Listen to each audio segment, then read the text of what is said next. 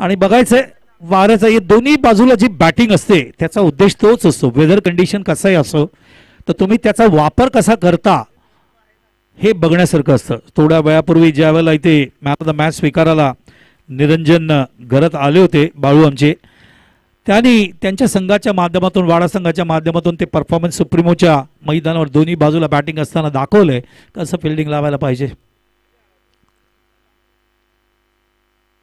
Bat and पॅचच्या मध्ये चेंडू आहे, फुल लेंथ होता, जेल असणार, अजून एक गडी बाद होण्याची या ठिकाणी शक्यता आहे. फलंदाज मैदानावर बाद होते आणि ऑन एट्रिक आहे ती या ठिकाणी. आनंद बघायचे ती एट्रिक या ठिकाणी पूर्ण करत आहेत का. ओव्हरऑल स्पर्धेमध्ये एट्रिक झाली का, एक एट्रिक झाली आहे.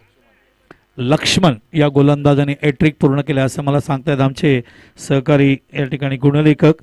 आणि अर्धशतक किती झाले, हाफ सेंचुरीज किती झाले टुर्नामेंट, 6 अर्धशतक पूर्ण करण्यात आले. हायेस्ट स्कोर मला प्रणयने सांगितले 91 आहे. लोअर स्कोर साधारणपणे 38 का 40 काहीतरी टार्गेट होतं, तर हे लोअर स्कोर आहे. आणि त्यामुळे या खेळपट्टीवर जर तुम्ही चांगली गोलंदाजी केली तर तुम्हाला विकेट मिळू शकते. याचं उत्तम उदाहरण आनंदने प्रस्तुत केलं, अर्केशने प्रस्तुत केलं, अनिलने प्रस्तुत केलं. धावसंख्या झाली मैदानावर 36 धावा आणि गडी बाद झाले 4. या ठिकाणी उमरोली संघ, उमरोली क्रिकेटचा इतिहास खूप सुंदर आहे. पारंपरिक संघ आहे, त्यांची एक संस्कृती आहे, त्यांची एक पद्धती आहे, त्यांचा एक इतिहास आहे.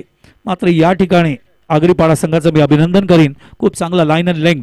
दुपारची वेळ ही गोलंदाजांचीच असते, लक्षात घ्या, खास करून दुपारची वेळ.